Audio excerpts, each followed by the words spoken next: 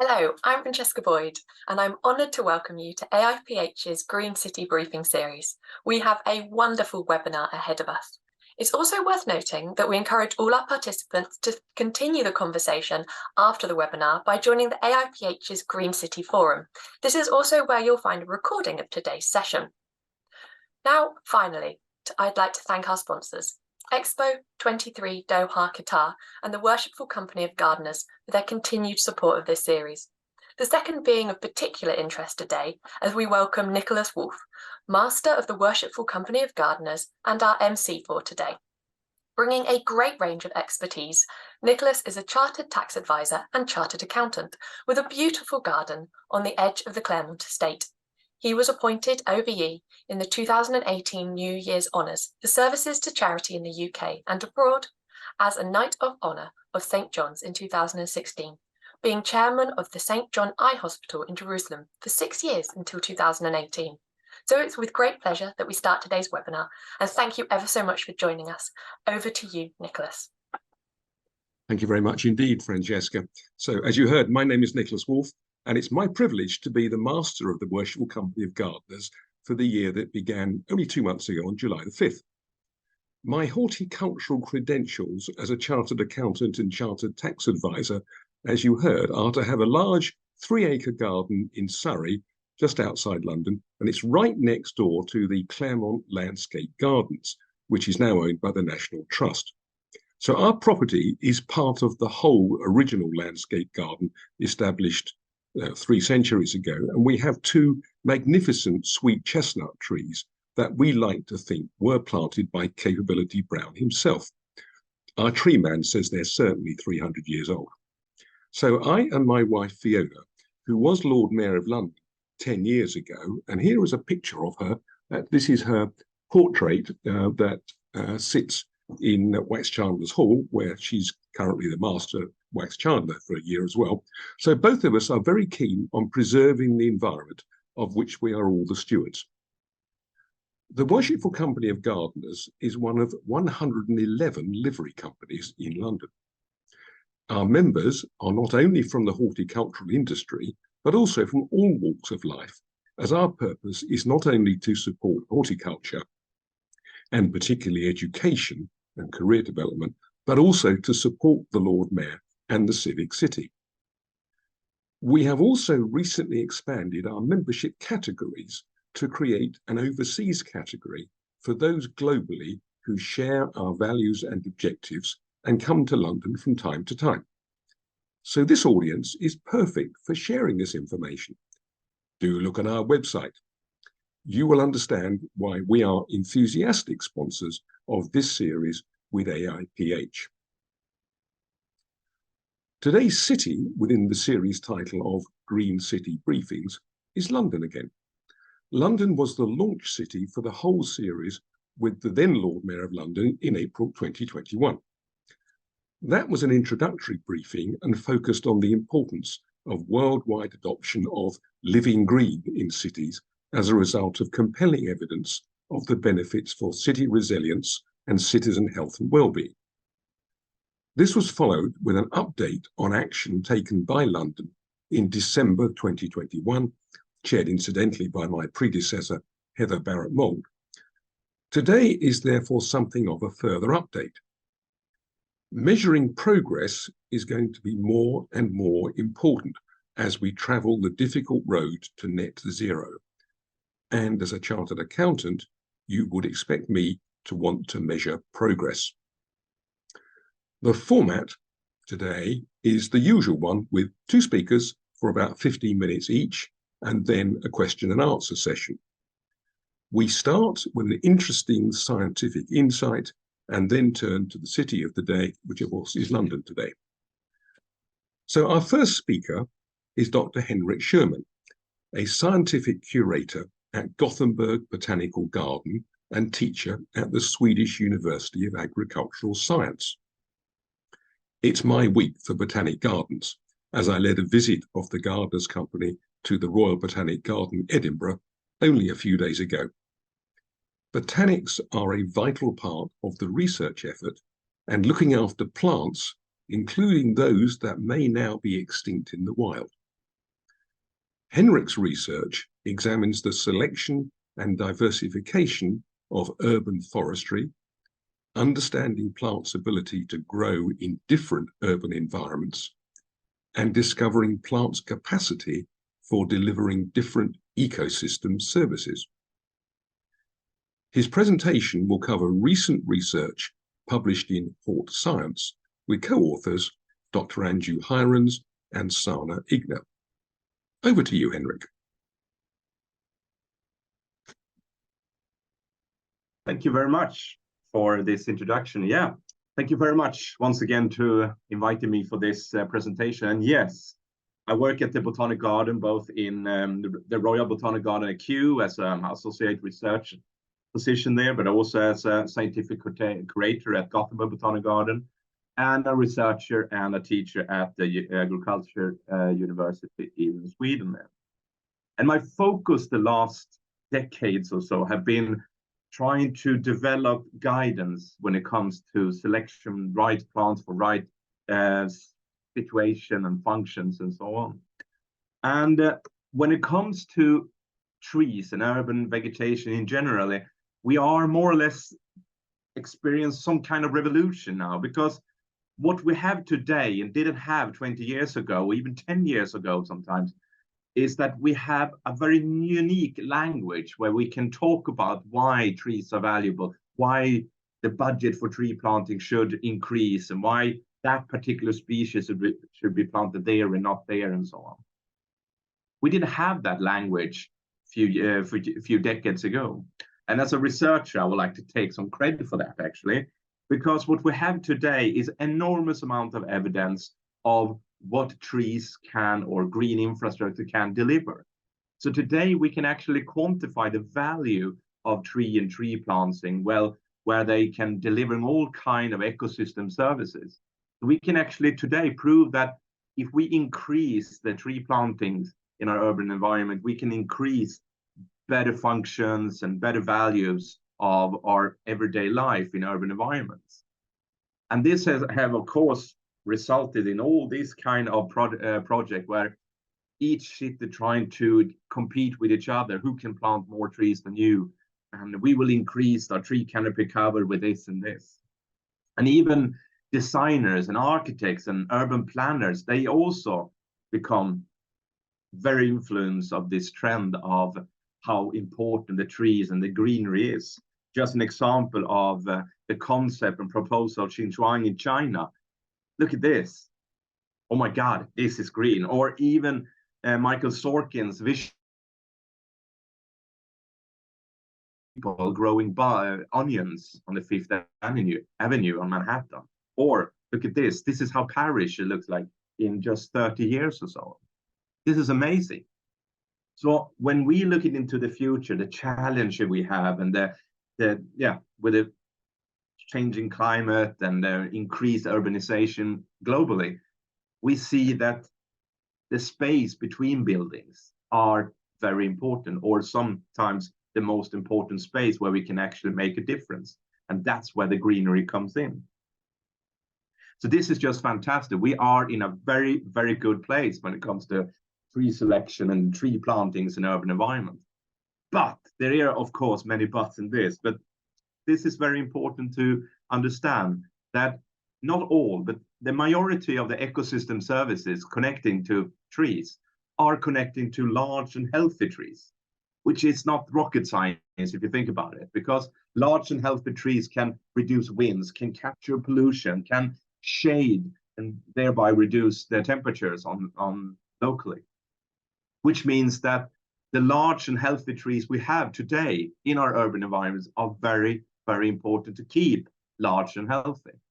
But at the same time, the young trees that we are planting today needs to become these large and healthy trees, which means that plant selection is one of the most important link in the change of sustainable urban environment, and all these fluffy words we are giving the green infrastructure today, nature-based solutions or green infrastructure and so on. But if we don't succeed in the selection process, we will not gain all these functions and services that the trees and the tree planting can deliver. Because if we forced trees into a situation where they have no idea how to handle, well, this is the result. And honestly, we can see this. This is from Sweden, southern Sweden, where you have forced in sycamore maple on a site where sycamore maple can't survive. They will never, ever become this large and healthy trees because the situation is way too tough. And the scary thing is this number, 25 to 40%, because studies in Sweden, but also elsewhere in North America, shows that 25 to 40% of the trees that fail to establish well and needs to be removed will never be replanted again. And if you think about it, this is not even rocket science either, because you have a budget to plant trees, to establish trees, but you don't have a budget to redo everything again. It's like building a house. You save another $1 million just in case the roof falls off or something like that. You don't do that. And that's the same with tree planting, which means that as a tree person, you never get a second chance. You need to do it right from the very beginning. So that means that we have to be very careful to understand how and where to plant the tree, what's the unique growing condition on that particular site, and what kind of capacity does the trees needs to be equipped in order to grow well and perform well. So if you think about it, we have some really serious challenges. And one of them, of course, is to develop knowledge and experience of different tree species capacity delivering ecosystem services. Because you can't just plant 1 million tree or increase the tree canopy. The more tree we planted, the more ecosystem service we become. That's not true. We should move to more quality rather than quantity. But that I won't go any further. Much of my research is in that direction, but today I won't go more into that field. I'm happy to come back to talk about it further, because there is difference if you have that particular species, if you place it there and not there. That's a huge difference when it comes to the capacity of delivering specific ecosystem services. But what I would like to go into a little bit more depth is the second challenge: develop knowledge and experience of different tree species capacity for different growing habitats. Because even today, urban environments are challenged. It's far from optimal growing condition for trees. But if we add this situation, this is 2018 this is a satellite on the left here. You have Sweden and Denmark, 2017, and on the right side you see the same region, but in 2018, when we have the driest, warmest summer ever recorded with us. And you guys from UK that listen to this presentation, you remember last year. This is from last year. The green island of Western Europe wasn't that green last year, pretty crispy. And this is the new normal. This is the heat wave we were going to see more often and more intense than we have seen before. So when the plant selection, we need to adjust for this new normal. And also when it comes to design, 2018, 2022 in Europe really changed the attitude. Maybe this green lawn type of parks belongs to the history. Maybe we can design ideas from the Eastern Europe, where we have canopy covered parks, where all the functions are below the canopy, more trees. But when it comes to tree selection, you always start to reading literatures in order to get knowledge or guidance which species to use. And the problem is with literature today is that much of the literature is based on the author's own experience and observation. For a good example is this, that Acer nigrum, which is the sugar maple's most western distribution on the Great Plains in a much warmer and drier summer climate. And Michael Durr, the American dendrologist, writes in his book, heat and drought tolerant. While Hyde writes sensitive for heat and drought. Another study we did a few years ago, we review even further species and have a look at the liriodendron, the tulip tree. Say Michael Durr said, prefer deep, moist, well-drained loam, while Mitchell and Jobling of the same species describe it recommended for dry, sandy soil.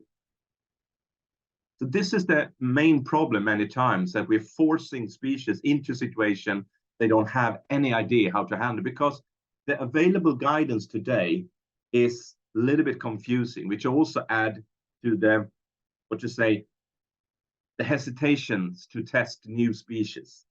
You go for the few species that you have, which means that a lot of urban environments globally are represented by few species that stands for the dominance of the tree population. So my take on this is this. The very famous philosopher Mike Tyson said this: everybody has a plan until they get punched in the face. Because this is what we need to know. When it comes to summer, like last year in UK or 2018 in Scandinavia, that was a punch, a big punch. But we need to know what kind of plan the different species have in order to deal with that punch.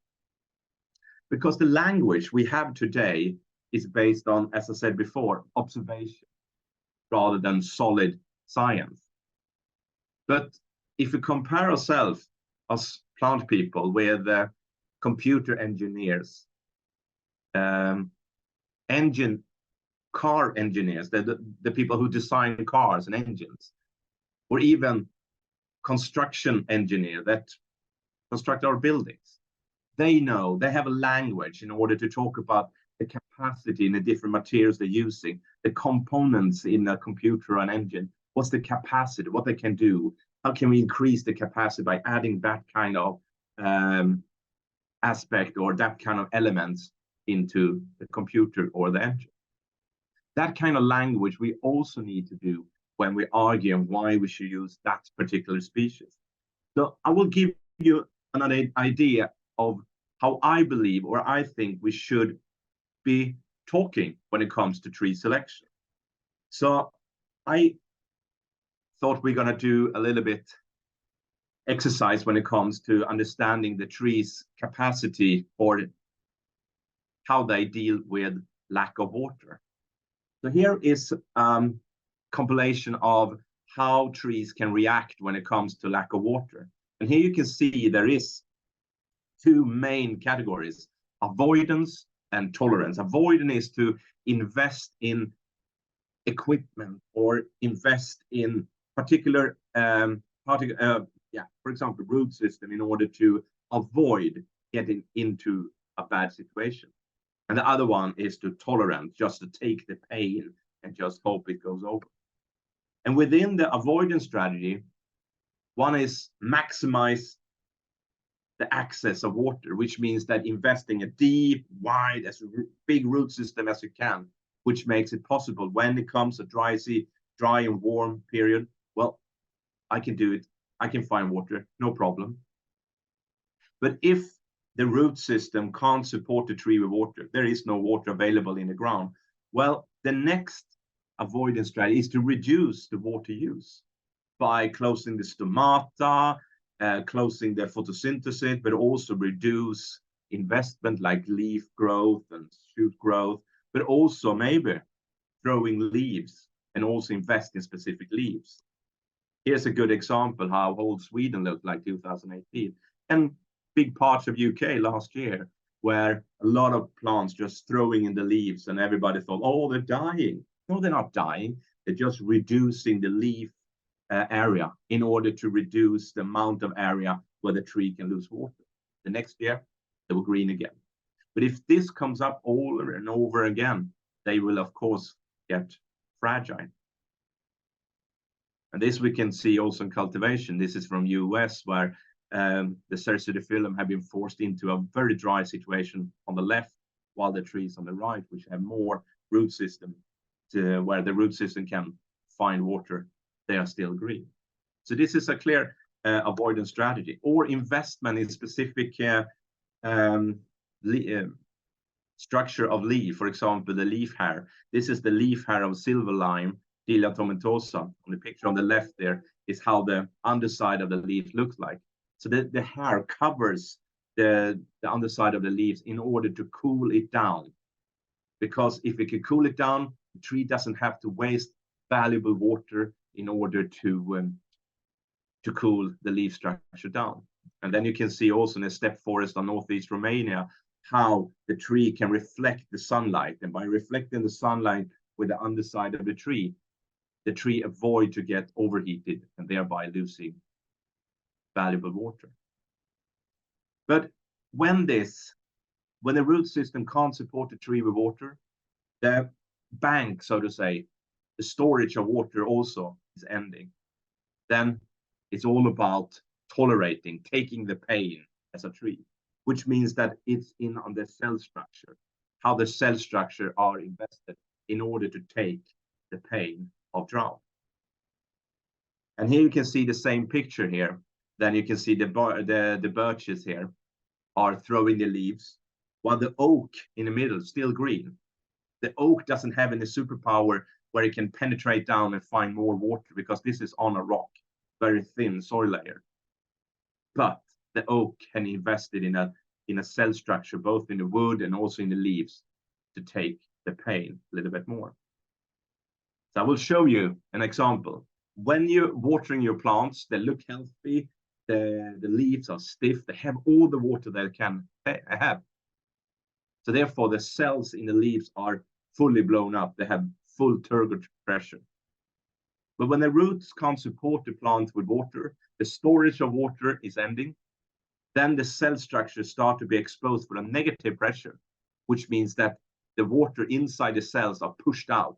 And then you can see with your eyes, the trees and the plants are wilting. And if this continues, the negative pressure will increase until the cell collapse, which means that when you come home watering that plant, it will not go up again. It's dead. You have come over the threshold. The interesting is that the avoidance strategy are hard to quantify, but the tolerance strategy on the cell level is possible to quantify. So, which means it's possible to quantify and ranking species tolerance. So this is the first study we did a few years ago when it comes to maples. You know, maple have this variation from the most drought tolerant to one of the most drought sensitive. And here you can see that a short bar, for example, Asus plicata, means that the cell structure can't take any negative pressure at all. So when the plant can't support the tree, the root system can't support it, it doesn't have any plan B, which means that they rely mainly on the root system. But in the bottom there, Asimon specialanum have a long bar, which means that when the root system can't support the tree with water, well, then the cell structure can take the pain and buy the tree weeks of drought tolerance without getting destroyed. Which means that the trees here, in the top here, are the trees that are mainly useful in sites where the root system have unlimited space, but also the water holding capacity in the soil is very good, because these trees mainly rely on the root system, which is not rocket science when you see where they grows in the wild there. This is Pennsylvanicum. If you ask a Acer Pennsylvanicum, do you know what drought is? Probably the trees say, have no idea, which means also Acer spicatum or Acer truncatum. This is from China. But on the other hand, these trees rely, of course, very much on the root system. But when the root system can't support the tree with water anymore, they have invested in a safety plan in order to buy themselves time, which makes these trees not only valuable for garden and park environment, but also from this inner city environment or roof gardens environment. And if you think about it, where they grows, this is Acer gruntatum in Utah. And this is the most dry steppe forest of Eastern Romania, Eastern Europe. So today it is possible to actually go from this qualitative observation-based knowledge when it comes to tree selection. Today there is guidance that shows how tolerant they are and also describe why they are sensitive or drought tolerant. So this is where we need to go in order to create some kind of curiosity, but also in order to plant the trees that will become large and healthy and thereby become the trees that can actually change our future environment in urban environment. So this is a compilation of the study, the research we did in the last 10 years or so. I thought we spent some time here, like 1 minute, to go through it. But here you can see these trees in the beginning here, all trees rely mainly on its root system, which means that should never ever be forced into paid environment or in roof gardens and so on. But the trees on the second half here, Corylus columna, and the rest of these species, they have a plan B, and their plan B becomes stronger and stronger the longer the bar is, which means it's possible to matching the tree for right site. So I know this is frustrating for me as a researcher. I try to condensate 10, 15 years of research in 50 minutes. So, but I hope you get an idea. Please, come back to me. You're very happy. I can share the research and all these tables if you wanted. Or this is a book coming out in 1 month, where it will be available in UK and the rest of the world in January. This is a book where we're trying to put all the latest science into one book, which describing very much of the presentation I've had here, in order to find arguments why that trees is better, why that should be planted there and so on. Because we need to increase the language when it comes to plant selection. Because if we fail in the selection process, we will fail in order to get all these benefits that we can get from urban greening. So thank you very much for listening, and hope to be back and show you more of the research we're doing. Well, Henrik, that was a real tour de force. I'm sure we all learned an awful lot, and we certainly look forward to seeing the book in a short time wherever we actually are. So that was terrific. So while we draw breath, let me introduce Gordon Roy to you. So Gordon is the District Surveyor and Environmental Resilience Director at the City of London Corporation. It's exactly the title you need to follow the first presentation. So Gordon is involved with the implementation of the climate action strategy in the City of London, including its pioneering Riverside strategy and a series of pilot projects which will test resilience measures in the city's public realm. So Gordon initially presented the strategy way back in December 2021, and this is an update. So where have we got to, Gordon? Tell us all. Hello there. I'm not a horticulturist, and following Henrik's a bit of a task, but I'll try my very best. So let me just share my screen. In 2018, the corporation developed or started our environmental resilience team, and we were tasked to look at flood risk to the city, but we were also asked to look at what potential risks climate change might present. And when we looked at this, and we talked to a lot of the other departments across the corporation, we found that this was a serious issue. And it happened to coincide with a lot of other councils deciding to declare a climate emergency.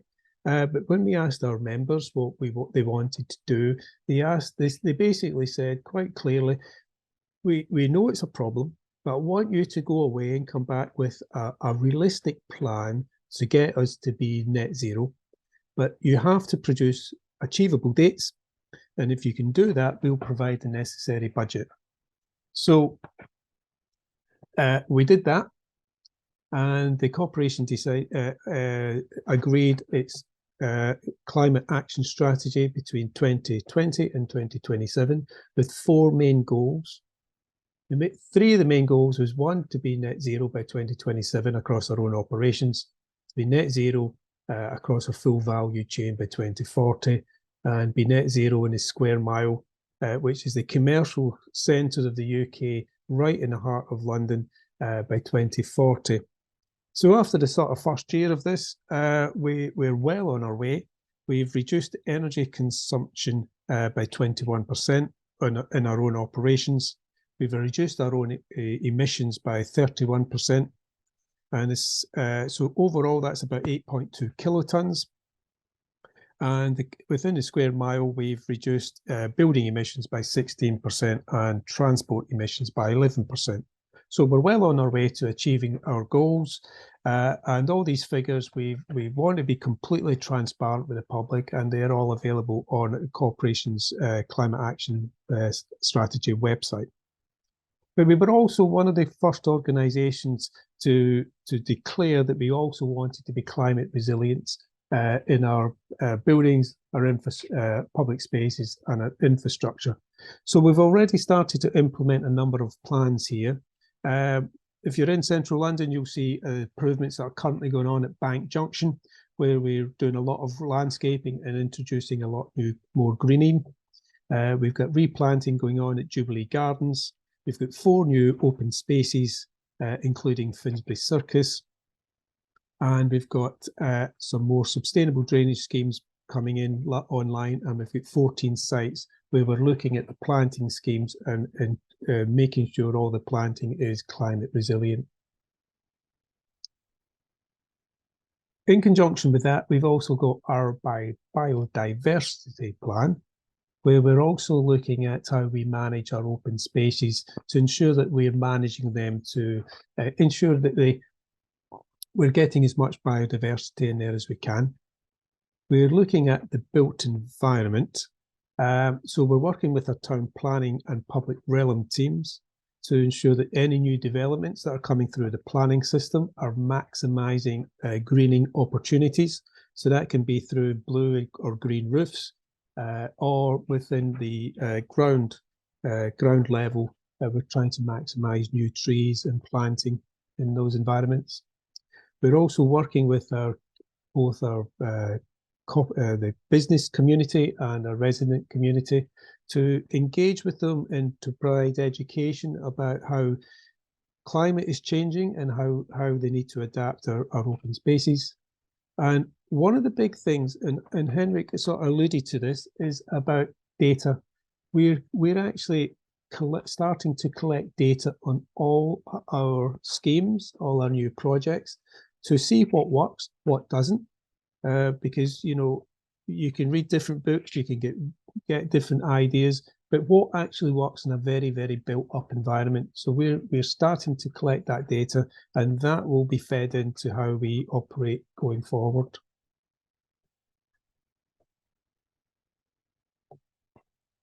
So just wanted to go back to say, as I've said, the city is committed to achieving climate resilience in our buildings, public spaces, and its infrastructure. And we're also investing in to be resilient in our extreme weather events, and particularly flooding.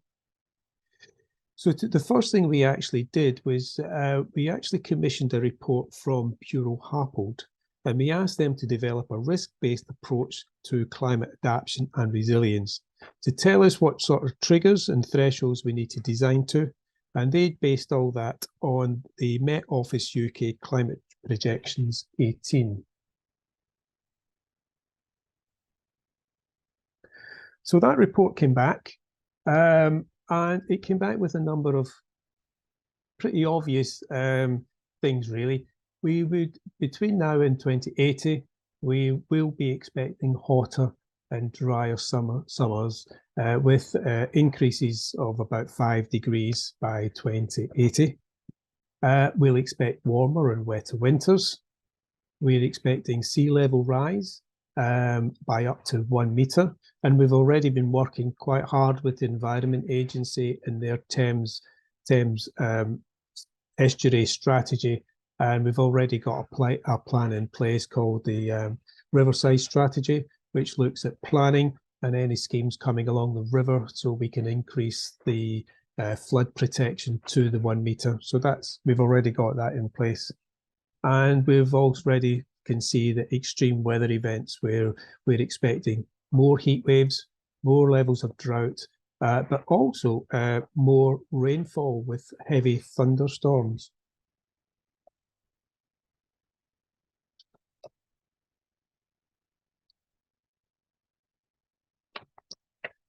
So the report gave us 6 main risks.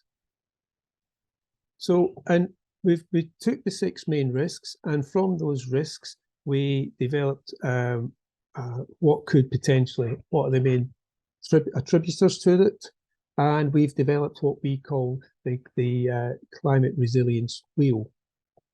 So the risks we found was flooding, and we could get it from surface water, tidal surges, sewer overflow or groundwater problems, overheating with heat waves, wildfires, transport disruptions, water stress, could be drought or water being contaminated from the salt water into the freshwater system, pests and diseases, where we might be seeing capital loss because we've seen insects coming in from where we hadn't before, problems with food and trade infrastructure, and also biodiversity loss.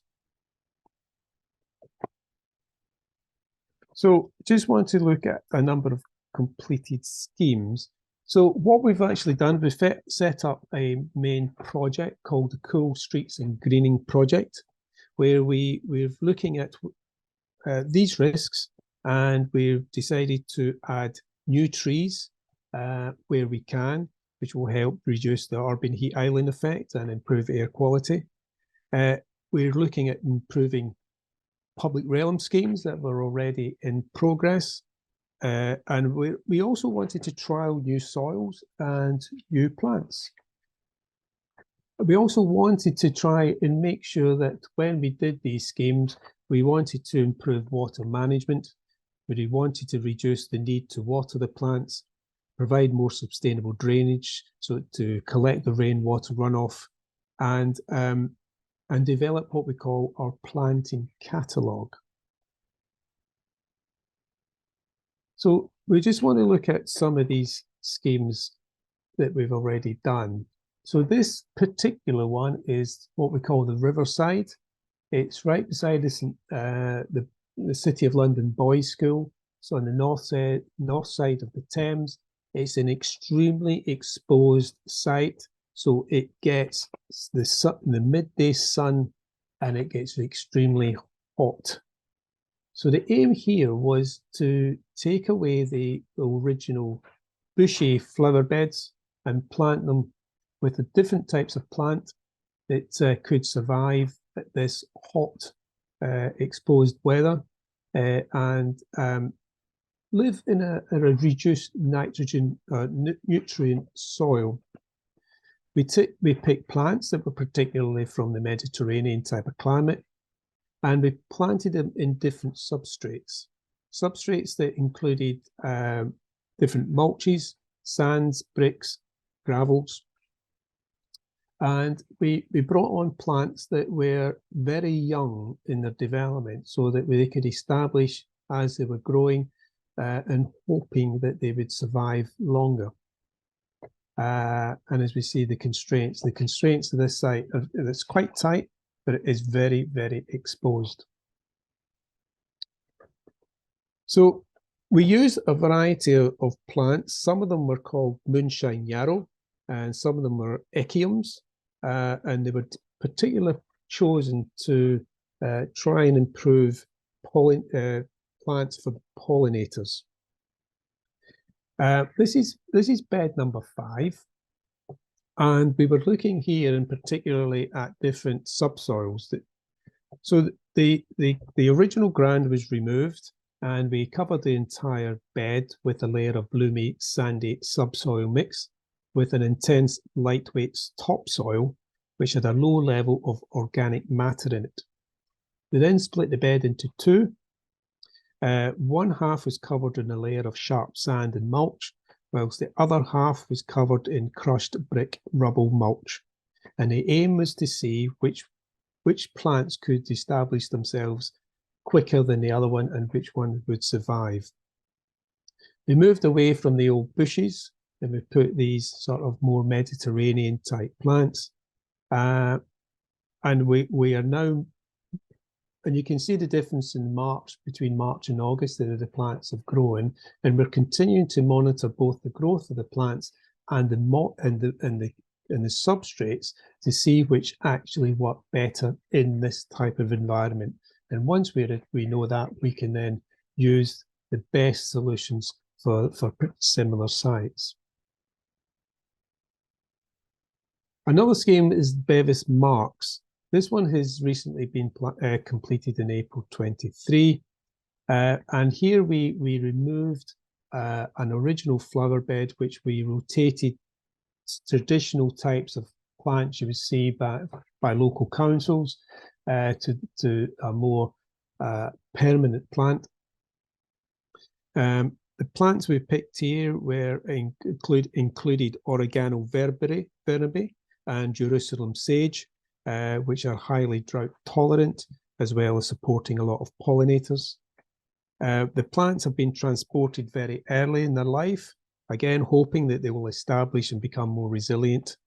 The substrate that we used was a engineered soil called Zinco.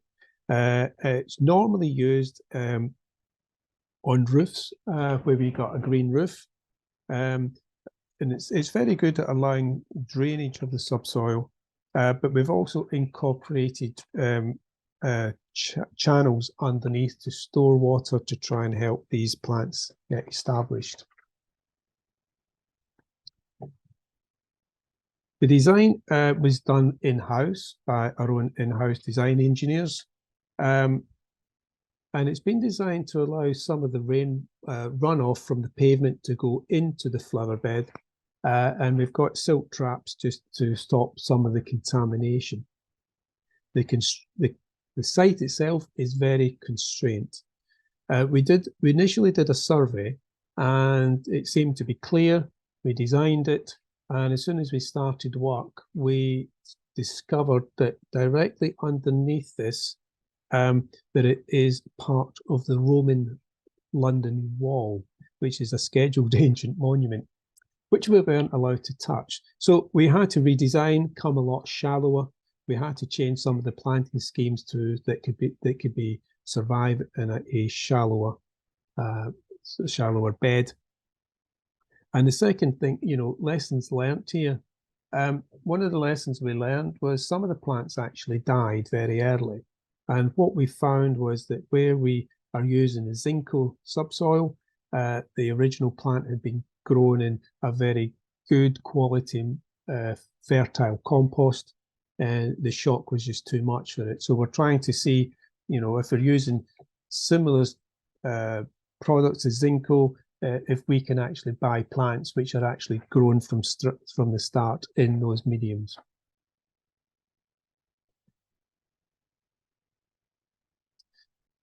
So our research so far. So our research so far, when we asked Bureau Harpold, we try to get them to look at adaptive planting. So when we are talking about adaptive planting, we're looking at planting that can alleviate the impacts of climate change. So we're looking at plants which can provide shading and covering, so that it reduces the temperature of the buildings, but also reduces the temperature of the pedestrians in the streets. We're looking at plants which can provide cooling, so that it will, we're using these throughout the public realm to cool the air temperature and to regulate the temperature at street level.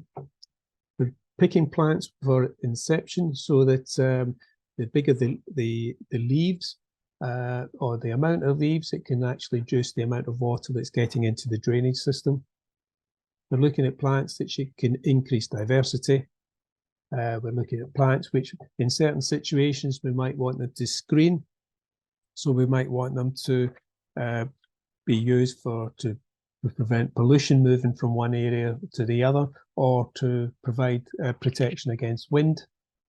Or we could be picking plants to reduce the water runoff from certain areas to prevent flooding of the drainage system.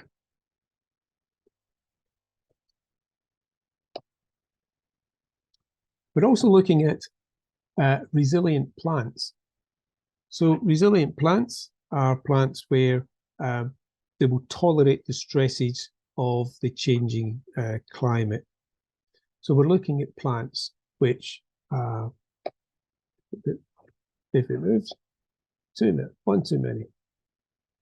So we're looking at plants which are drought tolerant, which can survive prolonged periods of drought.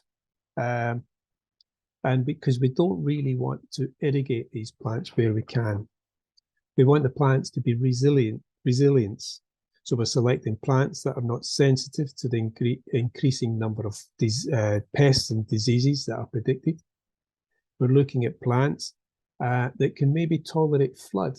So although we're getting much more drier periods and drought, we are expecting heavy thunderstorms. So the plants need to be able to resist being flooded and saturated.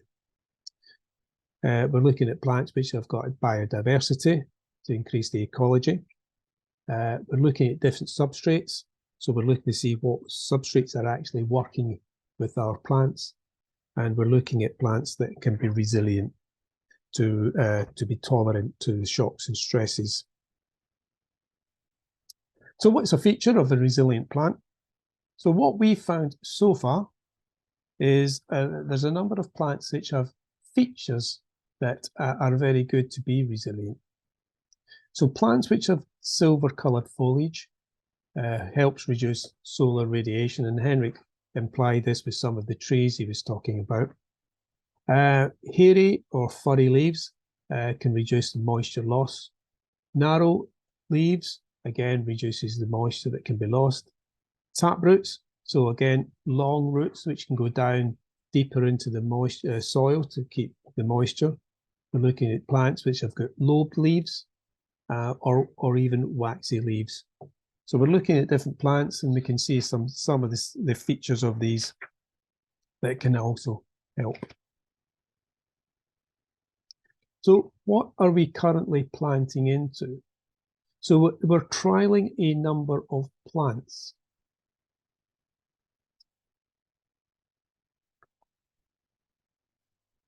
Just go back a bit. Here we go. So we've got a number of plants, subsoils that we're using. So we're using some sandy loams, and these are lighter than a traditional clay soil, and these can help prevent waterlogging. We're using zinco, as we've said before, which is lightweight and very good for drainage. We're using sand, which is an excellent retainer of moisture, but also helps drainage. We're using reclaimed materials, such as aggregates, which also can be quite sustainable.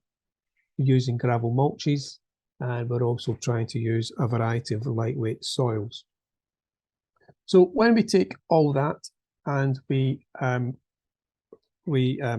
put it all together, we're trying to see which plants work best, and we've started to develop our planting catalogue. So this is the first draft. It's by no means complete, but this is the first draft. So we're looking at the plants. So on the left-hand side, you can see the plant types. You can see the climatic distribution where you would normally find them. And then we're logging them against different tolerances and sensitivities, so that when the designers or a scheme have got different, they can look at this, they can see, okay, what sort of plants, what sort of area is it going into, what am I designing it for? They'll be able to use this as a template to pick the best plants for that particular scheme. It's these very early days, but once we've got it up and running, it will be made available to the public as well. So when we're looking at different plants, we're looking at different traits that they might be used for. And this is just a variety of places where, where you might find of things that you when you're picking your plant, that you might be asking, you might be wanting from them. So it could be that you're picking your plant because of drought situation or flooding or pollution. You might be looking at conditions, so you're looking at your soil types and drainage. Where you're going to put it can be very important. What what sort of form you want your plants to be in, and what sort of benefits you want to achieve. So all this is being fed into our planting catalogue. So tried and trusted. So these are a variety of plants that we've currently testing. So false dinity is being selected because it's drought tolerant. It also provides a great source of nectar for wild bees. Holly is being used, not maybe one that you would sort of maybe expect, but we're using it. And sea holly, for instance, on the bottom there is another. We're using that on the riverside beds. It thrives in both dry and poor quality soils. And it supports a great range of pollinators. So we're testing them, and we're going to see how they get on. And one of the things which is very important for us is to actually monitor our progress. So we're currently in the process of installing a whole series of monitors through our mesh network that we've got across the city. And the key aims here is to collect long-term data to see what actually works, to monitor the success of different interventions, to evaluate each one, and that allow us to pick what's best for each situation. So the things we're monitoring at the moment is soil moisture, to see which moistures work, to their surface water. So we've got a whole series of monitors going into our gully, surface water gully system to see current water flow from the rain that's going through each gully. And then when we introduce our sustainable drainage measures, to see what sort of effect that has to potential flooding. And we're also measuring the temperature and humidity of at street level to see if our new trees and changing planting does actually make a change to the environment for the pedestrians. So a couple of up-and-coming schemes that we've got very quickly. We've got two here. So the first one is at London Wall, corner of Moorgate. It's an existing mature oak tree with some grass. So we're going to remove the grass. We're going to re-landscape it and introduce a lot more prairie-style planting. We're also introducing another raised bed that's just to the top of the picture, and we're also introducing a number of trees which will provide a lot more shading for people going into Moorgate Station. The second one is Little Trinity Lane, where we're going to introduce a lot more landscaping, a lot more trees, but we're redesigning the pavement here so that it actually flows into the flower beds, so that it's like a cascading sustainable drainage system. So these two will be on site later this year. And that's about it for me. So I'm happy to take any questions, but it is work in progress. We are getting on. All our sensors are in the process of being installed. So we'll be able to monitor this as we go along. Thank you for your time. Well, another tour de force for a man who says he's not a horticulturalist. I think you know quite a lot, actually, Gordon. It was really very interesting indeed, and you can see that coming up in both the Q&A and the chat. You've both overrun because you were actually so good, so interesting. But we'll get straight into the questions. Let me just see if I can pull these up. Yes, message from Audrey is get on with it. So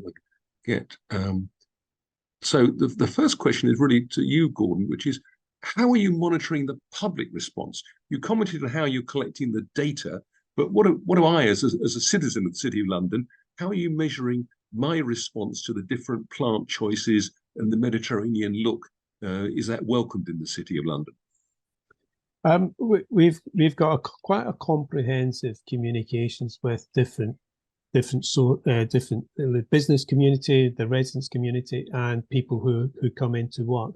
So we do have quite a substantial engagement with them. The results so far is they've not been. They didn't like the work that we did on the riverfront initially, But once we educated them what we were trying to achieve, and particularly during the hot summer last year, they realised that actually this is actually something that needs to be done. And actually, since we've been working with them and educating them, it's actually been very positive. And certainly with the new trees that have started to go in, there's a lot more good reaction, and we're starting to see a lot more of the big building schemes that are coming online. There's a lot more greening going in, and people have started to be very positive about it. Good, that's interesting. Let's pursue that in terms of picking the right trees, because there's a question to Henrik which says, are you currently working with any growers in your research to make sure that the right trees are available for planting in the right places? Yes, and no, a little bit. The yes is that here in Sweden, we are close related with a nursery industry. They even funded some of the research because they want to know which kind of new product they need to include in their production there. And for UK, we try to do it. And everybody say, all the nursery industry in Europe anyway, even in North America, they understand that they need to be side by side with the science in order to detect the future trees and shrubs, in order to put them into the production now. They should have done it yesterday, but this is what they do. But yes, we try to communicate as soon as we can with the nursery industry, and I see that the nursery industry and the research getting closer and closer together. So here in Sweden, we have done it for 30 years, and we will hope that also going to be the case in UK in a short time. Yes, okay. And there's a follow-on question which you may already have answered. Let me just read what the question is, which says, you mentioned, and this is to Henrik, you mentioned the need to develop knowledge on tree species and their capacity to deliver ecosystem services.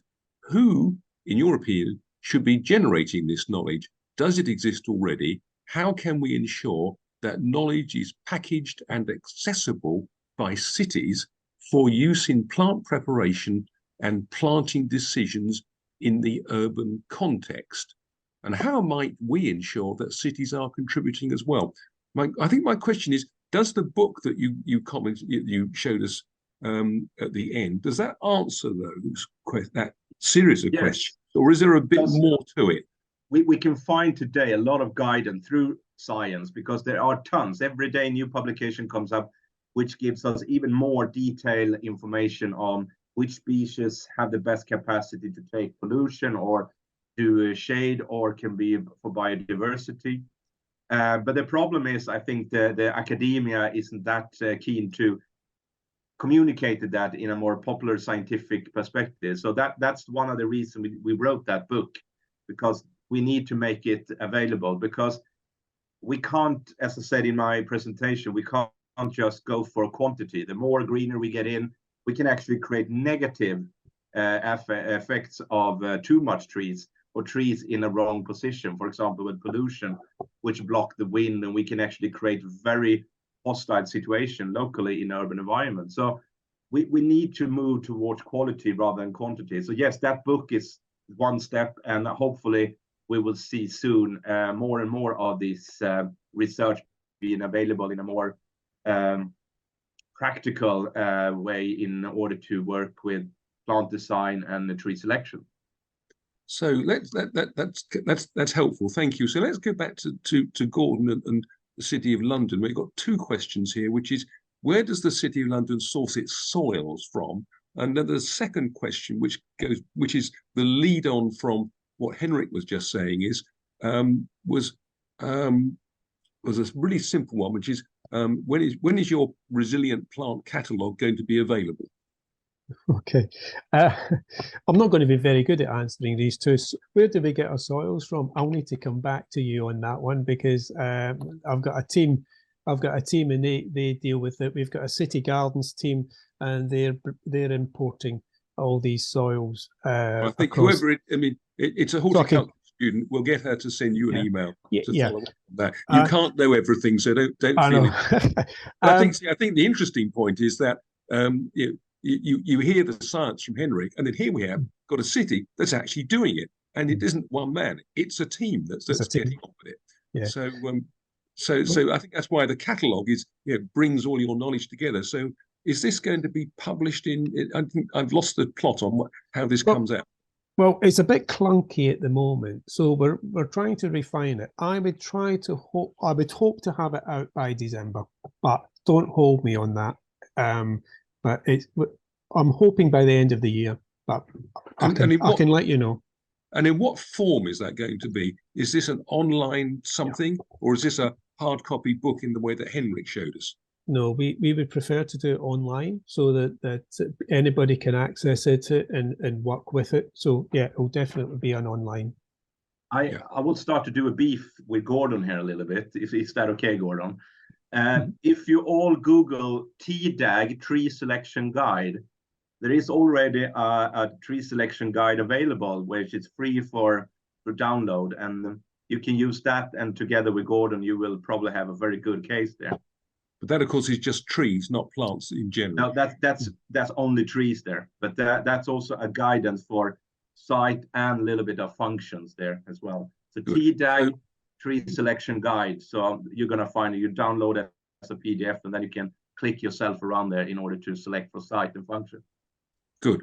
Okay, so we're now just over time. I can see Audrey twitching, or Francesca is to say, please wind this up, because it's been absolutely fascinating. I think we could have gone on for quite a longer time altogether, but I think it just shows the value of these Green City briefings to everybody. Just absolutely fascinating. And it shows this is a really fast developing area, and it's actually going to be vital for the future. I think we've had an absolutely fascinating presentation from both Henrik and Gordon, and I thank them both on behalf of the audience and AIPH, and indeed the Worshipful Company of Gardeners.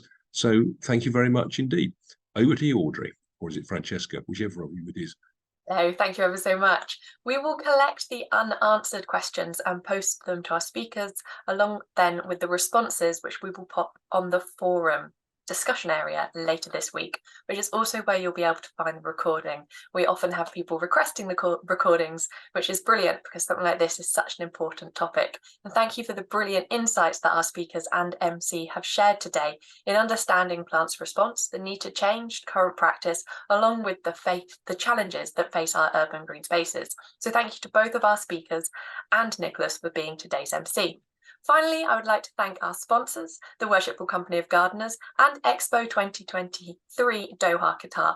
Our next and final briefing for this series is in October, so we do hope that you can be part of the audience either online or by watching the recording. But until then, join AIPH in showcasing the power of plants in creating resilient cities through discussion on the AIPH Green City Forum, LinkedIn, or sign up to receive the Global Green City Update straight to your inbox.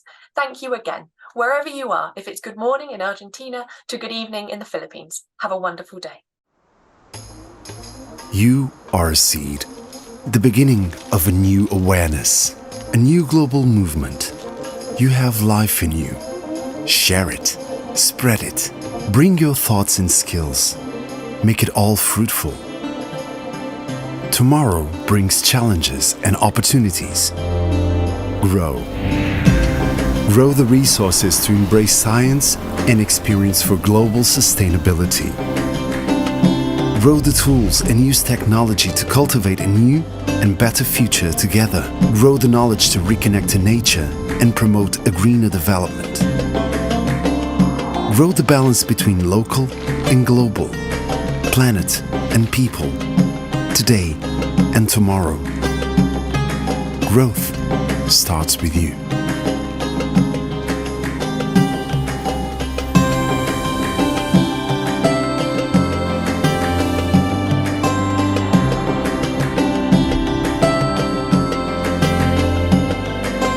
Welcome to Expo 2023, Doha, Qatar.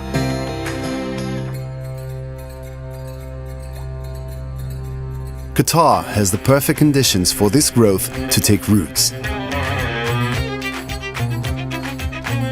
From Doha, we can grow a green desert and a better environment.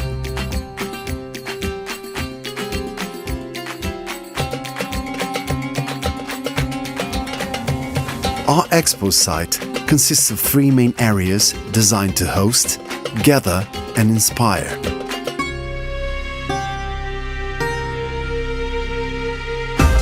Together we can sow the days of tomorrow for everyone to enjoy, everywhere.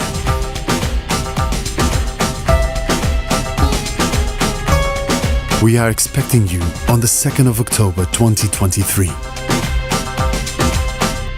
One expo site, consisting of 3 character areas, is growing now to welcome you in 2023 to the future of horticulture.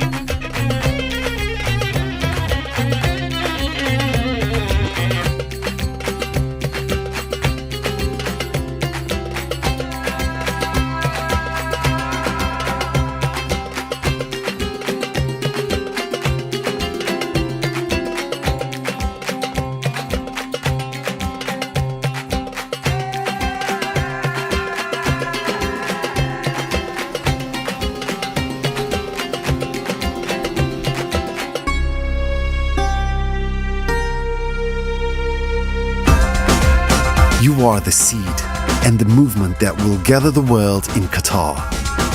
Together in Doha, we will grow a green desert for a better environment.